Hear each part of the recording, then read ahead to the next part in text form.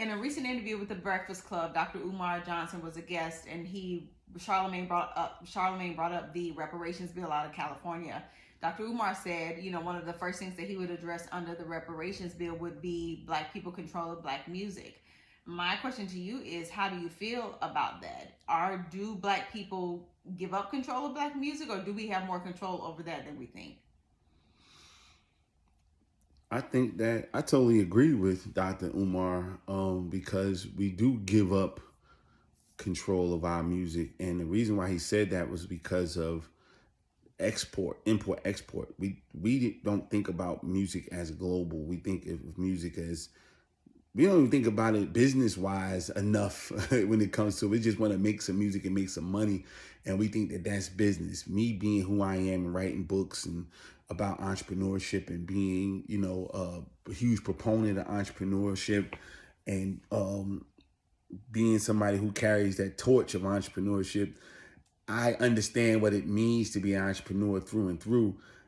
We have this huge self-employed movement, and so people become artists so that they don't have to have jobs, and they want to just make a large sum of money, but they don't understand the real business behind that. And again, sometimes, or more often than not, they don't even realize that our music might make it to Germany, make it to London before we ever touch that soil. And you don't even realize that these people are playing your music overseas. So many of our generation of rappers who like are really killing it still because they go overseas. The Redmans, the Method Mans, those people, they continuously are traveling through Europe and making money. But here, you probably can't get them to sell an album or record, but they're booked left and right in European countries and things of that nature. But again, he needed to, and I believe he should have elaborated more on discussing the fact that how they target young black African Americans when it comes to music, because they come at you when you at your worst. A lot of them don't have parents, and if they do have parents in their corners, they're strapped for cash, so they can't turn down. Hey, this person dangling $50,000 in front of my face, or $100,000. I gotta take that because we about to lose everything, not knowing that they're gonna make 500 million off of your son or your daughter's music. They're just focusing on where they are at that time frame.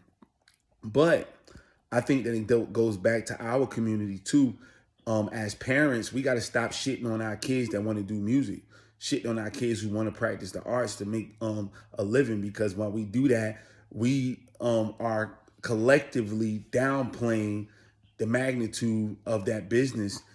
So you're saying, oh, that's not a real job. That's just something him and her is playing with, and things of that nature. So even if it does pop, you still are in a state of disbelief.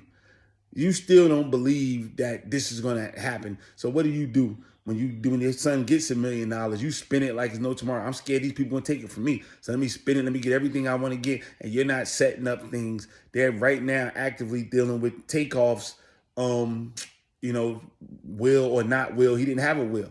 So nobody was around him telling him, you making millions of dollars, you flashing, you doing all this other stuff, and you're not protecting it because you're in your 20s. And don't worry about protecting your money in your 20s. So now they're fighting over his estate and all his belongings.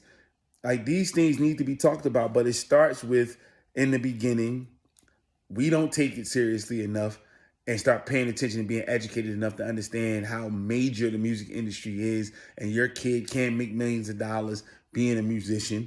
No matter if it's a rapper or just a regular musician, they can make millions of dollars, or they can just have an amazing life and career in the music industry.